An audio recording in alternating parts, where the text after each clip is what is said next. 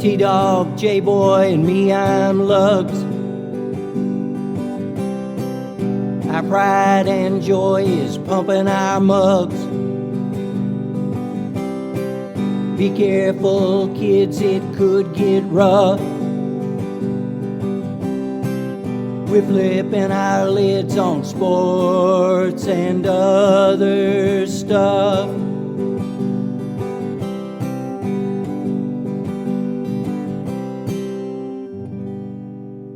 Welcome to Sport Weasel Central. I'm Lux. I'm J-Boy. And I'm T-Dog. Yes, sir. Gentlemen, we're back and better than ever. We start with a joke here. What do a judge and a tennis player have in common? It's all a racket. No, T-Dog, you got one on that? No, I don't. They both go to court every day. Okay, yeah. Hey, welcome back to Sports and Other Stuff. Yes, sir, our countdown continues to the opening weekend of the NFL. But first, some other stuff. A toss-up question for the panel. Remember Bob Eubanks used to always say that? Couples, here's a toss-up question. Are you watching the Olympics? Just a note, I have synchronized swimming on my TV right here, right now, in the background. T-Dog, let's start with you. Are you watching the Olympics, the games of the 33rd Olympiad? What do you like? I guess big highlights that I've seen is the photo finish for the men's 100 that Noah Lyles won by leaning forward more than the Jamaican Thompson runner did.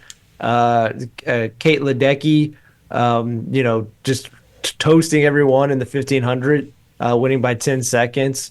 And today, the Cuban wrestler Majan Lopez, he won his five. He five-peated in Greco-Roman at 130 kilograms. He's the only individual Olympian ever to do that. So Five-peat. Does he have that trademark like the Lakers tried to do that time? Probably not. Well, you could five-peat it, but probably not in Cuba. Yeah, like he'd have to leave. I've been enjoying it. It's been very entertaining. And Lugs, let's ask you that question. You're enjoying it, I'm sure, right? Well, sporadically. I tuned in just in time to see, I don't even know her name, fall off the balance beam. Well, that could be a lot of them, but let's just toss out some names. Simone Biles, maybe? Not Simone, the other one who has kidney issues. I caught that. Suni Lee? Suni Lee. Mm-hmm. So I saw her fall off. I saw Simone fail at one of her bits. Saw a little 3-on-3 basketball, and I did see the woman discus thrower. So I'm not a big Summer Olympics kind of a guy. Just not. Sorry, folks, but I am in the minority. I mean, they're getting amazing ratings, absolutely amazing ratings. Yep. And I have a theory behind that. If we want to take a minute. Other stuff. Sure. I think people are just so tired of everything being politicized and just being told that the world's coming to an end and we're all bad shape. I think people just are looking for something where they can just watch and enjoy and not be, battered with all this other nonsense. So that's my other stuff. That's my soapbox bit for this episode. Wow, that was a short, hot take there, but I agree. I love Mike Tirico. I think he's solid, way better than Bob Costas used to be. I don't know why. He just seems to be grounded. No ups, no extras. He's just the guy, and I like him a lot. And, okay, we are sharing a Peacock password, just so you know. And so we're watching it from some friends of my kids. I don't know how we get it, but so you can watch anything. And sometimes you get like the Australian feed and the British feed. And, anytime there's an accent on TV, I tend to gravitate to that. All right, but one other follow-up question. Do you like seeing the celebrities at the Olympics? I've seen Peyton Manning, Tom Brady, Serena Williams, Lady Gaga, et cetera, et cetera. Snoop Dogg. Are you tired of that? Do you think they're being paid? Do you think it's a good thing or what? T-Dog. Well, Snoop Dogg's definitely getting paid. I think I think he's getting paid like $8 million. What? Well, he's actually a part of the broadcast. Well, I think Peyton is too. I don't know some of the other ones you said, but and he's also going to be one of the hosts on the Voice, so it's understandable why maybe he's getting paid. Cross promotion, we call it in the business. Yes. Yeah, yes. this might be part of his wooing to do the Voice for a season or two. I don't know. He does add some flavor, particularly if you watch him talk about the horse riding, where they do the awkward kind of sauntering. I don't know, equestrian. Thank you. That would be cantering. Oh yes, cantering. Excuse me, Judge Judy. Well done. Thank you. So, but he had some flavor. Look, I like Peyton Manning. I don't know what Peyton Manning can really talk about, considering that American football will never be a part of the Olympics. I feel, or it'll be a long time. Like he will probably be passed on before it becomes an Olympic sport. So I don't know what he could really contribute. So I think if you can get 10 people worldwide to do any activity, they'll put it in the Olympics. I mean, come on. They've got some just weird stuff, Look, to be fair to Lugs's point, like I mean, I enjoy the swimming events, but that they have like everything in like 50 meters, 100 meters, 200 meters, 400 meters, 800 meters. Yeah, sure. Yeah, 15. Yeah. Why in basketball they have 3-on-3 now? Why don't they have 1-on-1? Why don't they have horse? Why don't they have 3-point contests? So why don't they have I don't know what other dunk contests? I mean, why aren't we incorporating these? Well, go ahead. Yeah. I was just going to say, pickleball has to be an Olympic sport pretty soon, doesn't it? Right, but they've dropped softball and baseball, just for the record. So it's a fluid motion that you see here every 4 years. And they picked up breakdancing. Where they did. Breakdancing is an Olympic medal sport. Yes. All right, one more question on this, then we'll get on to the real meat of the program. All right, so I read this article that indeed Simone Biles is the GOAT of all GOATs because none of us can do what she does. T-Dog, we can throw a football, we can run track, like, track runners, we can swim, we can, do a lot of things, but we can't get on a balance beam and just pick that up. So she is the greatest of all time, of all athletes. Agree, disagree, or discuss? What do you think? That'd be tough. That's a tough call. I mean, I don't want to take anything away from her, but the greatest of all time, it's a little bit, let's say, light there for me. A little light.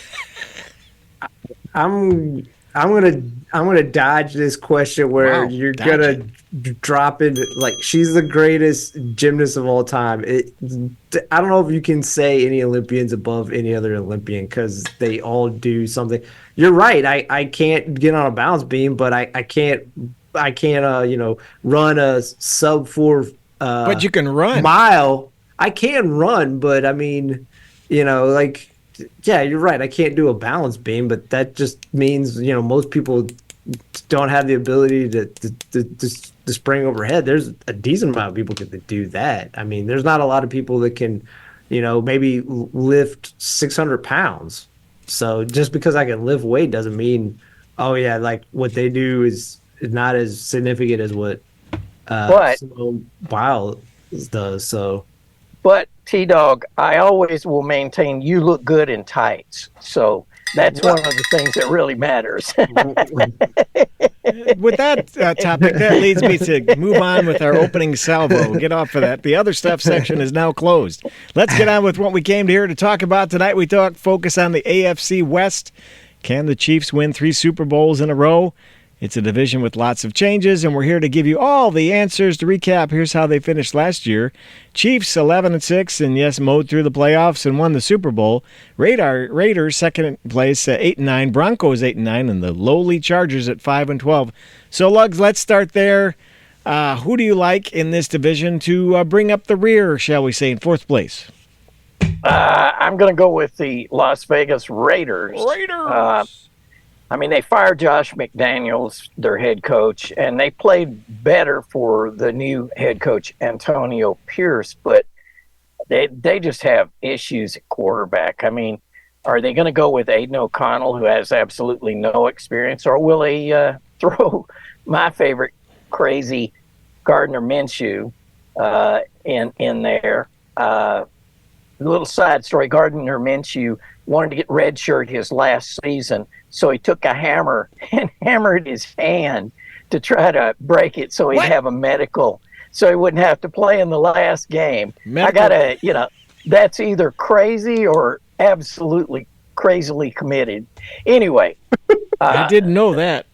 Wow. yeah, but I mean, they lost. Well, they didn't try to get Josh Jacobs back, so they're going to be looking for running back. Defensively, Dos Equis, Max Crosby, I guess Wilkins and Kuntz up front maybe can cover for a weak secondary. I got them in the fourth position, going 4-13. 4-13. Wow, taking a step back even. Wow. All right. A couple of steps back, I think. T-Dog, how are you doing on fourth position? Well, sticking to fourth position, I'll wait to talk about the Raiders because I actually have the Denver Broncos bringing up the rear. And this is actually a hard division, to be honest with you. Like, all these teams after the top team, I mean, I'll just say KC's going to be number one for me. I'm not going to say if you all will say something different, but when we get to KC, I'll talk to KC. But, like, I can see Knicks hitting the ground running, and if they are, I think I don't think they'll make the playoffs, but I think they can contend because I think Knicks fits what Peyton wants to do. And I think he will get up to speed on the offense fairly quickly, but I still think he'll make rookie mistakes. They have talent on offense. I mean, Javonte Williams, he was not himself last year, but he's going to be healthy this year, at running back. Cortland Sutton last year was a touchdown machine. I don't think that goes away. They get back Tim Patrick, who was out last year, who is kind of their veteran presence who knows how to move the chains. Marvin Mims Jr., he showed some of his speed last year, and I think he'll be more incorporated into the offense and be more of a focal point, which will give them big plays. And, Troy Franklin, particularly for Bo Nix, will be like that that safety blanket for Nix. The main reason I put them in the basement is their front seven on defense is so suspect that I feel bad for Patrick Surtain at corner because he can only cover so much ground. So I have them 4-13 and being in the bottom of the basement. 4-13 Broncos. You boys both picked the last place team to go 4-13. T-Dog, I'm agreeing with you. This, however, will be a division where the teams beat each other up a lot. If you remember last year, the Raiders even beat the Chiefs last year. I think the Broncos will start Bo Nix modestly, slowly, but he'll be there from the beginning. Their first 3 out of 4 games are on the road. That's not a good way to start. But I do think they could flip-flop with the Raiders, and I got the Broncos in last place. But, man, I'm a lot more generous. I guess it's Christmas in July for me. I'm giving them 7 wins and 10 losses and no playoffs. But 7-10 last place for the Broncos. Okay, Lugs, how about slot number 3 in the AFC West? Well, I've got the Chargers there. In case you haven't noticed, Jim Harbaugh, I guess, is back as a head coach. But they're sort of in salary cap hell. And Harbaugh, to try to get some money, he got rid of his top and well-paid receivers. He did sign a blocking tight end and a couple of running backs, so we'll probably see a ground and pound style, even with Justin Herbert's, their quarterback's strong arm. The defense is really thin. They've got Joey Bosa, but he seems to be hurt about every other season. So again, this is a major rebuild year with the Chargers, and I'm only giving them 5-12. 5-12. Wowzer. Okay, T-Dog, AFC West slot 3.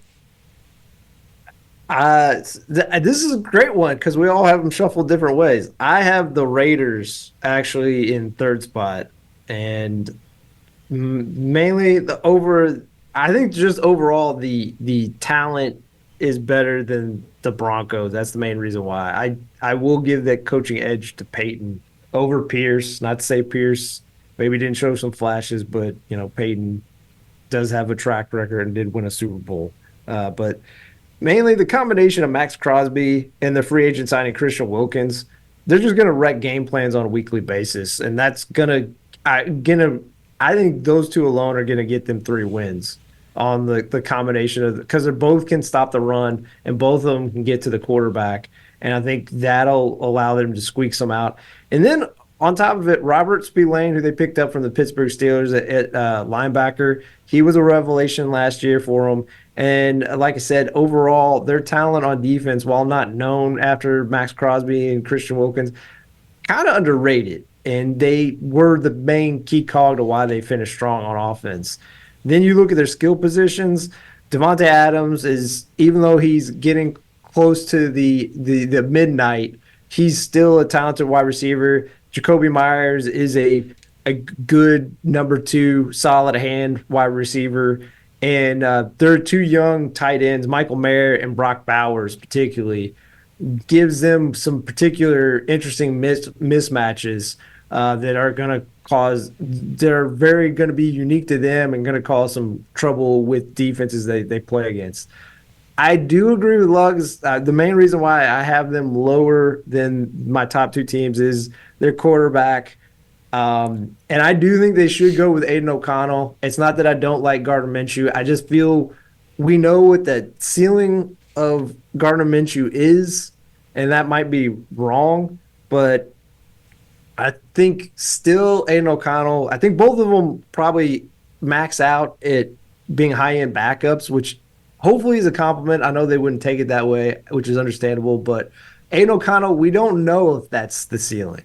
I feel like I know that with Minshew. And also, Aiden O'Connell does have a stronger arm than Minshew, and I just think with Devontae Adams and Brock Bowers and Michael Mayer, maybe to get the full ability of those guys, you want the stronger arm quarterback. So, but that, without that all being said, I have them going 6-11, missing the playoffs. 6-11 on the Raiders. Shocked, first of all, T-Dog, an IU man like you going with Purdue quarterback Aiden O'Connell.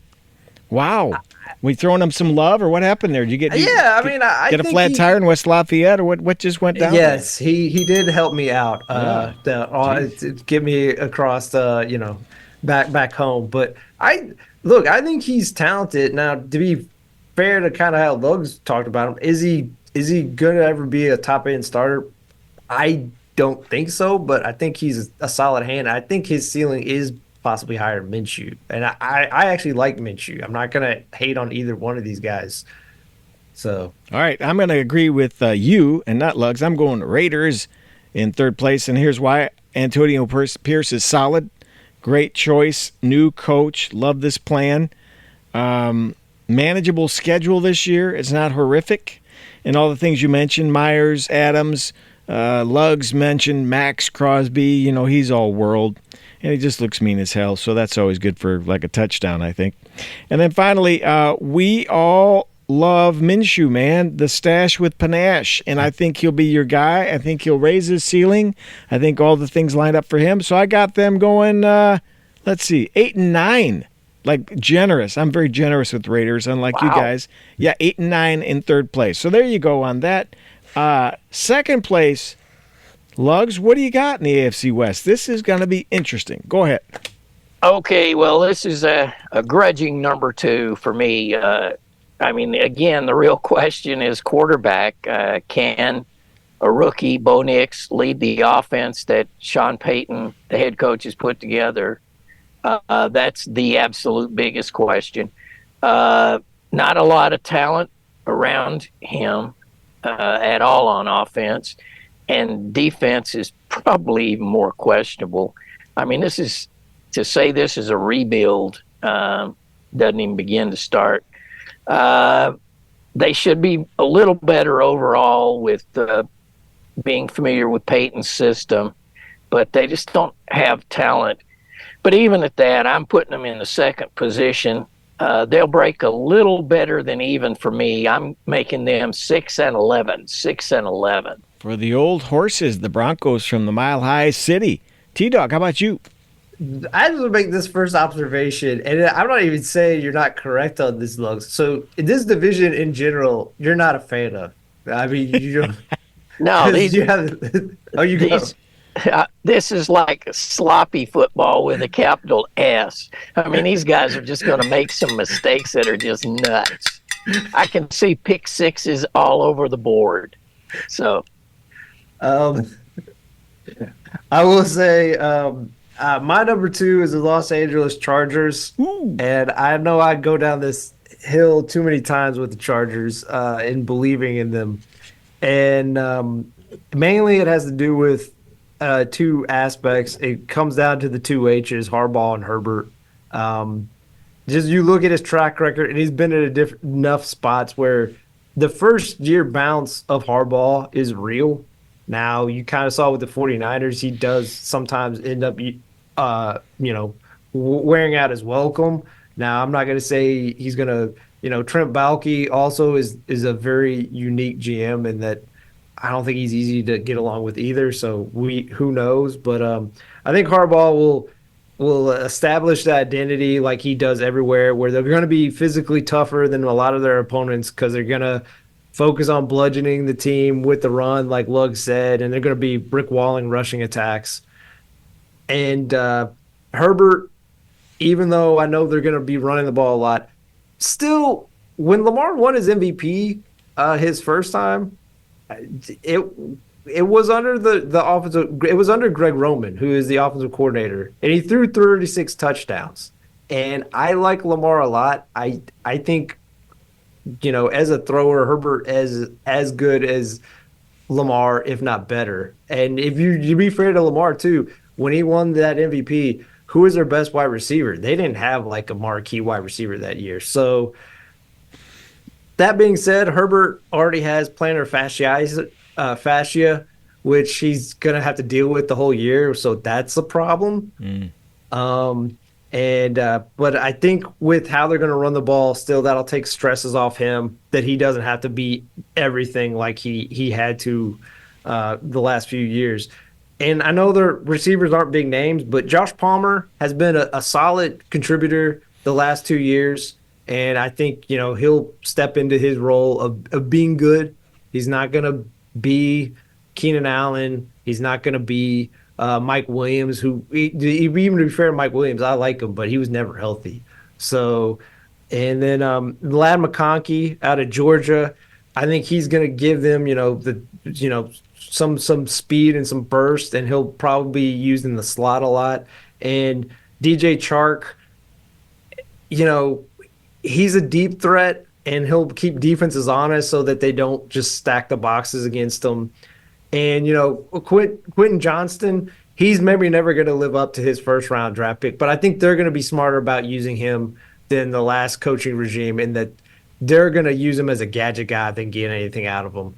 Now, and also to be fair to Lugs, Joey Bosa already exited this Sunday with a hand-wrist injury, so he's already on track to miss a few games.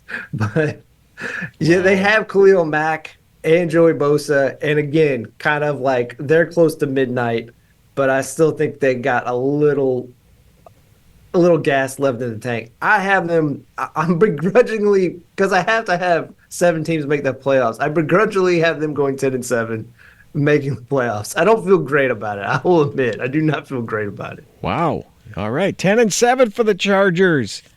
Khalil Mack, right? He's got one foot in the grave and one on a banana peel, doesn't he? Wow. He's like 47 years old at this point. Yeah. Seems like it. All right, so this is where it gets interesting. We change it all up. I have the Chiefs in second place. Yes. Whoa! Yes. I know they have a strong offense, obviously. Patrick Mahomes. They have improved receivers. But here's the thing. They have the tough first-place schedule. Last year they lost 6 games. That's a lot. And I don't know. I don't think they can do even that well again this year. I think there's everybody taking a shot at them. And as I'll talk later about who my first-place team is, But everybody's working to dethrone these guys. And do you remember the first game last year when the Lions beat them? I don't know. I'm just starting to feel like there's a chink or two or three in the armor. And Big Red, Andy, I think you're going to feel it a little bit this year. So I don't have them winning the division, but I have them close. I have them second place at 10-7, and of course they'll make the playoffs, but one game fewer than last year. So there you go. Okay, Lugs, who's going to take the crown in the AFC West? Let me guess. Well, no surprise, really. It's the Chiefs. They had even last year, their best games weren't very good, and yet they won a Super Bowl, which is amazing to me, averaging 21 points a game. So they brought in Xavier Worthy and Hollywood Brown. They should have a little bit better speed. Travis Kelce, I think his time is really done, but they'll keep him there just so that they can have the Swifties tune in. But even with Xavier Worthy and Hollywood Brown, I mean, can they keep a hold of the ball? Both those boys have had a history of, oops. And defensively, they're a little weaker, and their offensive line is really not very good again. So my attitude is, as long as you got Mahomes, you got a shot in the game and a shot for another championship. But I'm having them flat at what they did last year, 11-6. T-Dog, go. Dang. He's cold, baby. I see. I'm looking at them different than you all. Like they ho-hummed through the regular season, and their wide receivers were, to put it kindly, fairly mediocre outside of Rashid Rice, the rookie. And it doesn't look like he's gonna be suspended this year. I mean, I'm not saying I'm wrong. It seems crazy that a guy recklessly drives a car, but that's a big boon for KC if he doesn't miss any games. True. Particularly because, like Lug said, their free agent acquisition of Hollywood Brown and Xavier Worthy, if both those guys are on the field, which I think they'll be a decent amount, it's going to be hard for teams to put 8 men in the box, or they're going to have to, and even if they do the cover two shells, like that is going to open up space for both Rashid Rice and Travis Kelce. And I agree with Lugs, like he's winding down a bit, but again, it's kind of weird to say this about a NFL team. They've gotten so good at this point where, like, they are being very smart in the amount of snaps that Travis Kelce is playing. They have reduced it, but I think that'll keep him fresher for longer. And even though I know if he's in front of a hot mic, Mahomes is going to be like, he doesn't care about his stats as long as he's winning Super Bowls. And I think he does obviously care about winning Super Bowls. But I think last year, everyone doubting how good he still is as a quarterback, he wants to start putting points back up again. And I think his touchdown percentage last year was 4.6. For his career, he averages around like 6% of his throws go for touchdowns. He's gonna be a positive regression. So they're gonna be scoring points again. And yes, they did lose a high end corner to Tennessee in a trade, but I still think their defense is the strength of this team. And I think if you look at their D-line, they are deep, particularly led by Chris Jones and Karl Loftus.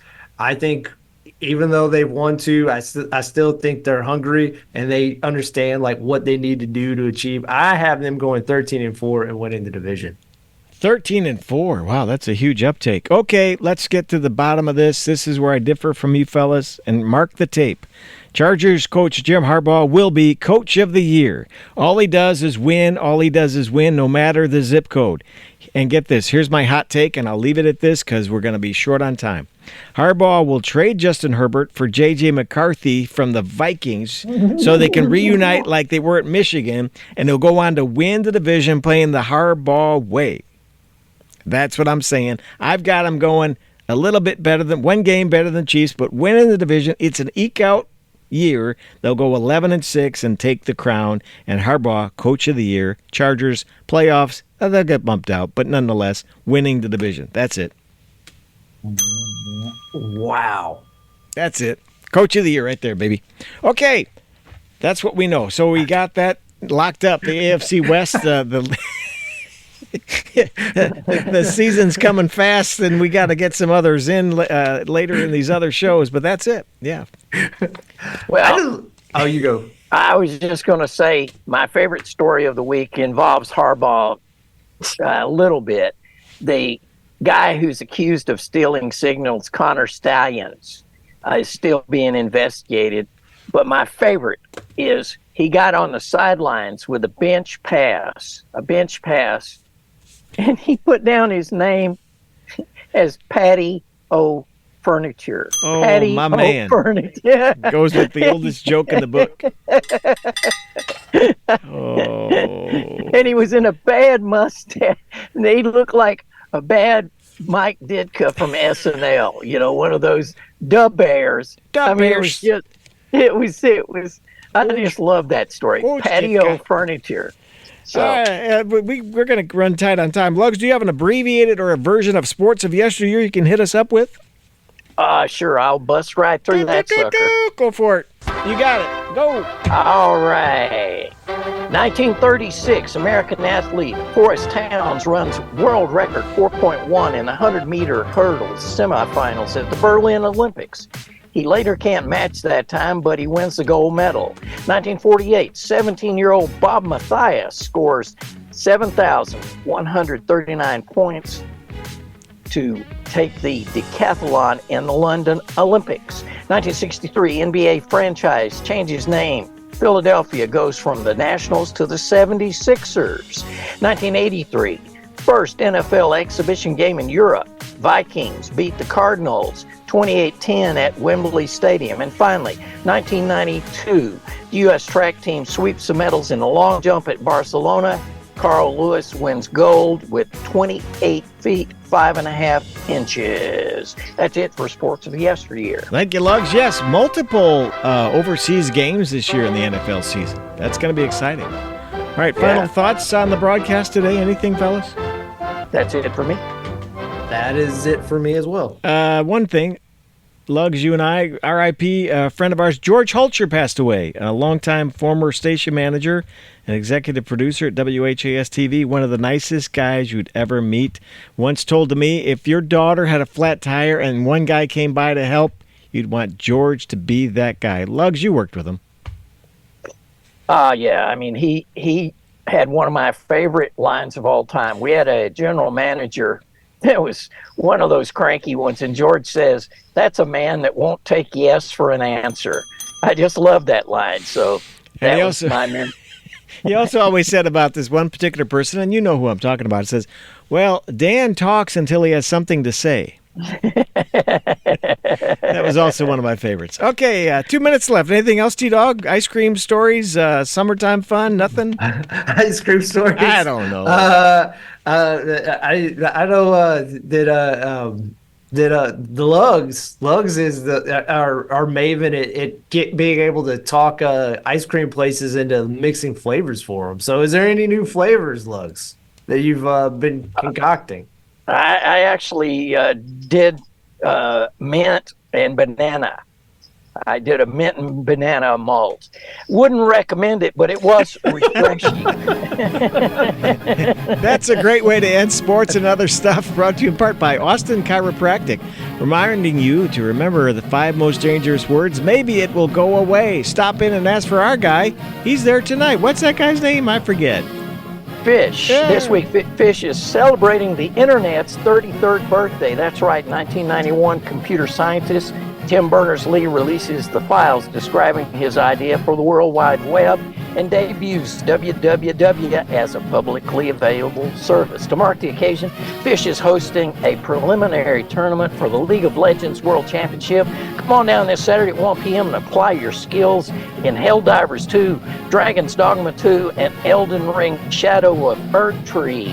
Admission is $20, which includes all the pork rinds and Mountain Dew citrus cherry your stomach and nerves can handle. Come on down. It's so good. That's sports and other stuff. First in sound, first in service, first in sports. So long till next time. See you then. Bye-bye.